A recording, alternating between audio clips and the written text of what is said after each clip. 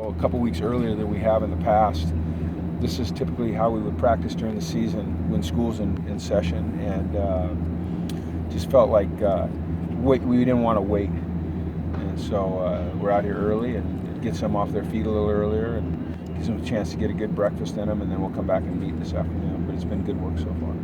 So. How have you seen Josh kind of react in practice to last week?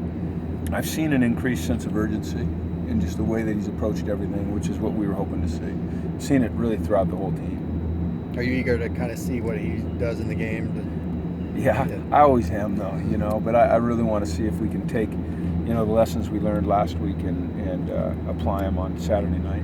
He seemed to be really comfortable late in the game in the shotgun in the kind of the comeback mode of the offense. Would you consider doing more of that just throughout the game, or well, we did quite a bit throughout the game. I mean, we were in shotgun more than we were under center in the game. So, we'll continue to do both.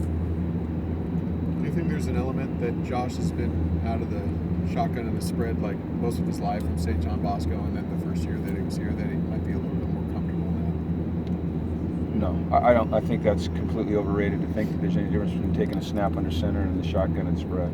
Quarterback's quarterback. He'll tell you reads are reads, routes are routes. Are there guys you'd like to see more incorporated, like maybe Nate Ayesi was big in training camp and didn't seem to get a lot of targets in the game, and Ish. We're going to work Caleb Wilson more at the tight end position in place of Nate. Nate's probably going to see a little less time. So we were really excited about Caleb Wilson, so we're going to get him more time. Is that just based on performance? Or? Mm-hmm. Yeah. Let's hear some updates on personnel. Nate Starks. No updates on anybody. No, I mean, everyone's that's practice can practice, and there'll be some game time decisions on Saturday, just like always. What would Nate need to do to get the green light? I'd have to decide to play him. Excuse me? Yeah, Bolu, he had that really nice run on 3rd and short that he popped through, and then he had the touchdown run. I didn't realize that was his first touchdown. Put his hand down and bounced into the end zone. That was pretty impressive. And the thing that you don't really see, it doesn't show up in the stats, is the way he blocked. He did a nice job of blocking. So it's good to see him play the way he's playing. When this whole thing started, did you anticipate that type of role for him to play that much or play? Yeah. Oh yeah. I mean, we'll use all those guys. We're going to use at some point in the season, all 5 backs will play. Jalen Starks and Brandon Stevens. I mean, they're all good players. Nate and Bolu and Soso, obviously. So we've got 5, good running backs and 2 good fullbacks. So hopefully Cameron Griffin can be back this week. We'll see, where he is on Saturday. So we'll make the right decision for him. And the same with Dion. We'll make the right decision with Dion. Is there a plan for Mike going forward as far as when you might hope to get it back? Yeah, there is a plan. Absolutely. Can you say what it is? Was Cam out at practice today? Who? Cam Griffin. He was out full practice, or? Yeah. Okay. Yeah. One of the big things with the 2 tight ends is how well, when you went to more tight end kind of looks, is how well they would block. How do you think they did in that aspect of it in the first game? They did well. And a guy that we never even mention his name, and he's this guy. He's been he's played center, he's played guard, he's played fullback. Now he's playing tight end. Is Gio Chintosi, and we're going to use him more as well because he's a really good blocker. He's trained as an offensive lineman, and he does some really good things blocking. I don't know if you guys noticed, but we also had a number of formations in the game where we had extra offensive linemen in at tight end. So we'll continue to do that as well. You always want to try to utilize your personnel. You want to create roles for players so that they feel involved.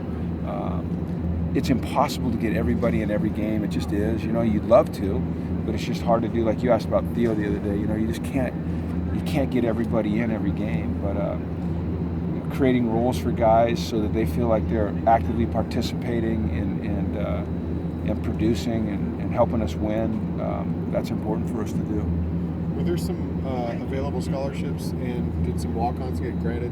Not yet, no. There are available, but they have not been granted yet. One of the I guess benefits of being a quarter school is there's a couple. Number one, we get a lot of practice time without school in session, and then number 2, it gives us a chance to continue to evaluate those guys before we award those scholarships. But we will certainly award them, and there are some very deserving guys. I wish we had a handful more that we could give out.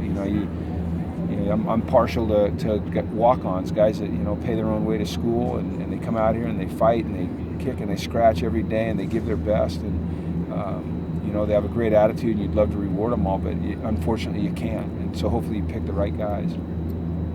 You mentioned Caleb Wilson. What stood out to you about him for him to earn more playing time there? It's kind of been a cumulative thing all year. All year, all season, all season, all camp. He catches the ball consistently. He consistently does the right thing. He's a big target with long arms, and I just see him really developing and gaining confidence. And you need to be able to depend on guys to do the right thing on every single play. There has to be an element of dependability so that your quarterback has confidence. And I believe that Josh has that confidence in Caleb, and we want to get him more time. We think he's worthy of it. Been talking about when you play a tough game in the opener, you learn something that you wouldn't learn if you played the team pretty easily. You talked the other day about the heart and the fight and the character. What else did you learn about that? Well, we're resilient, like you said. I sensed that all along, really through spring. I sensed that type of attitude on our team. I think when you play a game like that, it reinforces to you how important every single play is. And if you look at a game in its entirety, it can be overwhelming. And so we just talk about breaking the game down to 4 to 6 second segments, and just really doing your job in those 4 to 6 segments, and 4 to 6 second segments. And I think a game like that just reinforces how important every single play is. And you never know when the critical play is going to occur, and so you have to live in that moment.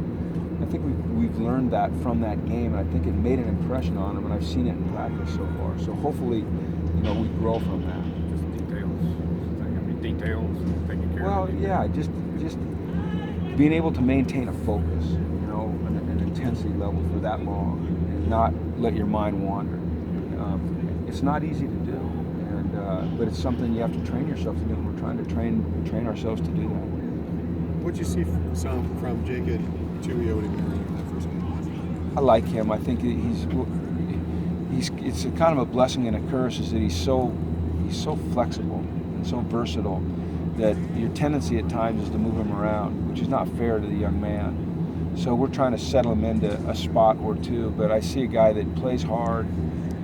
I'm really glad that we have him. I'm glad the thing with his appendix, worked out the way that it did. It was scary for a while. There's no guarantee that it won't come back. But I think he is very athletic. He can bend. He plays with good leverage and his hand placement, and then he can play multiple positions. And to have a guy like that is valuable. We just, like I said, have to make sure we don't stress him out by having him play too many positions. Might he get more time? He looked good at defensive end. Might he settle in there? Yeah, but he can play some defensive tackle as well. But yeah, he's going to play more defensive end this week. With Tack, unlikely to play, and Dion still questionable. Tack is, a guy that we feel extremely comfortable having in there. And Jacob. I'm sorry. Jacob is a guy we feel extremely comfortable having in there, and he's just very consistent. He's becoming a really, really good football player. All right, thank you.